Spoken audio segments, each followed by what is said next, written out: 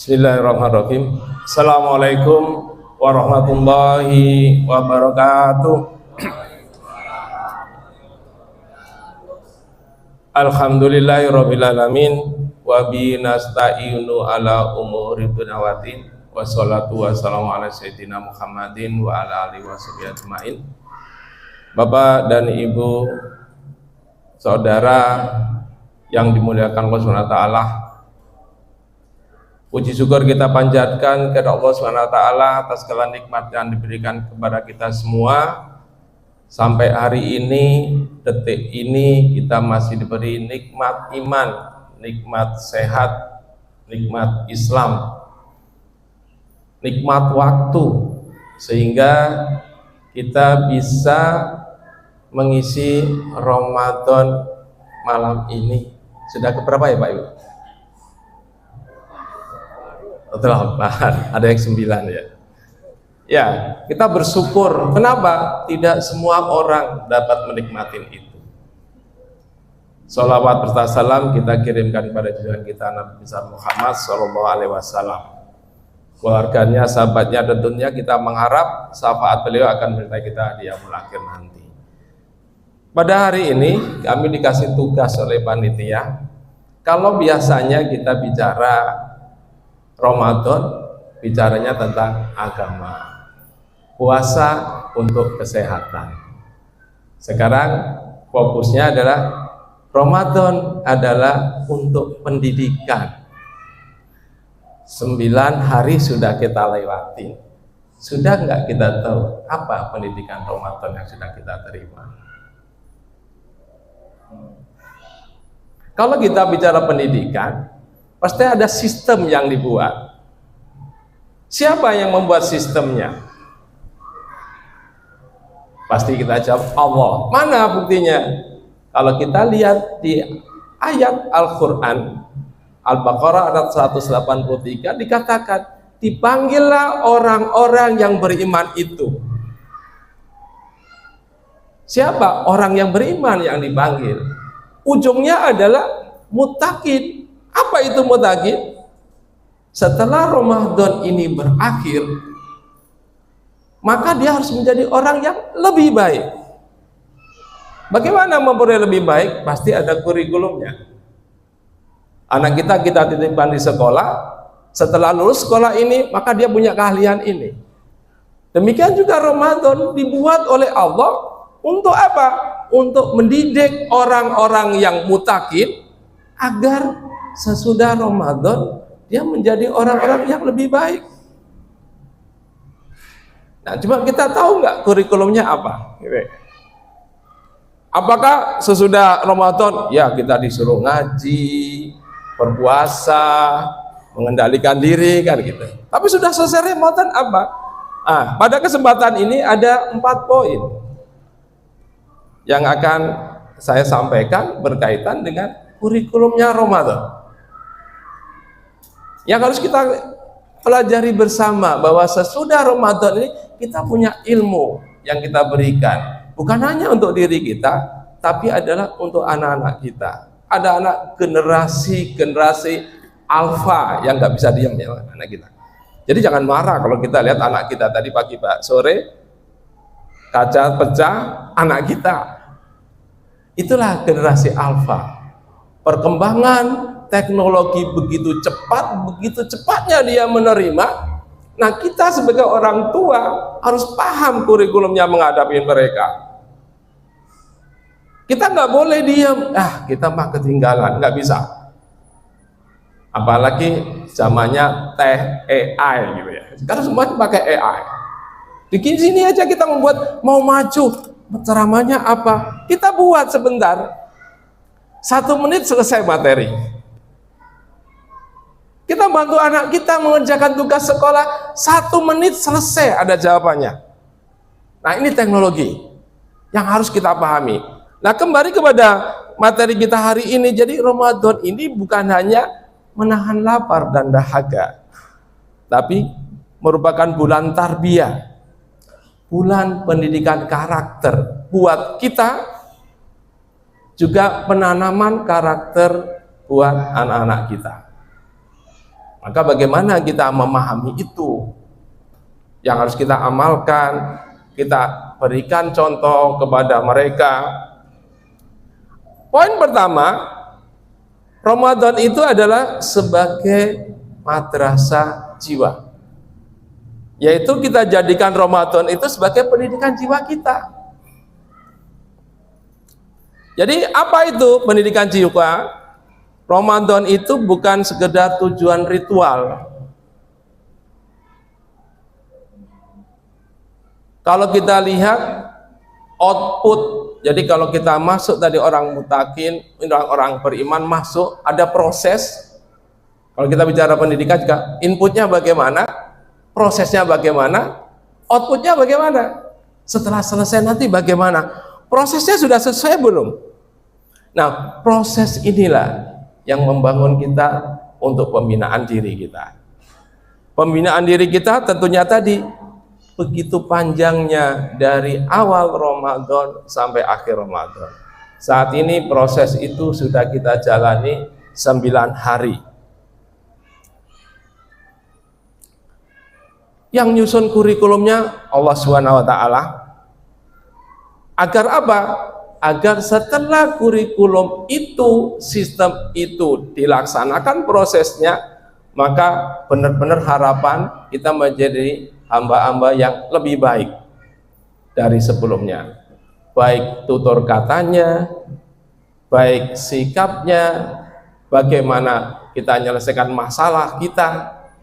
Nah, beberapa hari yang lalu kan kita sudah datangkan beberapa ahli yang membantu kita untuk belajar bersama. Alhamdulillah sampai hari ini kita lihat jemaah kita program DKM-nya jalan, dingin, jadi jemaahnya masih penuh. Mudah-mudahan sampai akhir. Hari ini sudah masih penuh. Kalau sebelum ada AC dulu tinggal separuh. Ya, ini yang pertama. Nah, kita harus tahu lagi tolak ukur keberhasilan Ramadan ini apa? Maka ada 3 dimensi tolak ukurnya yang harus kita persiapkan. Yang pertama pada diri kita harus kita siapkan ada pendidikan pengendalian diri, tarbiyah al-nafs. Kita mengendalikan nafsu kita sebagaimana hadis riwayat Bukhari nomor 1903 berbunyi, barang siapa yang tidak meninggalkan perkataan dusta dan perbuatan buruk, maka Allah tidak butuh ia meninggalkan makan dan minumnya. Jadi kita sudah capek meninggalkan makan dan minum, tapi kita masih dusta. Ibaratnya apa? Percuma puasa kita.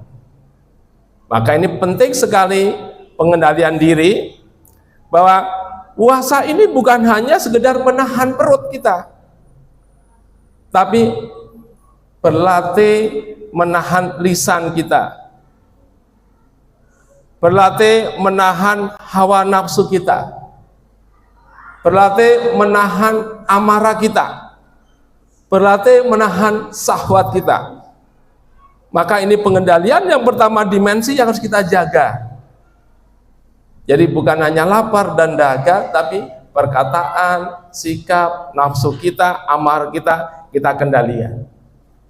Ini dimensi yang pertama. Kalau kita ingin berubah menjadi baik. Jadi pengendalian diri, tadi dari perkataan, nafsu kita, perbuatan kita. Yang kedua adalah dimensi dari pendidikan waktu.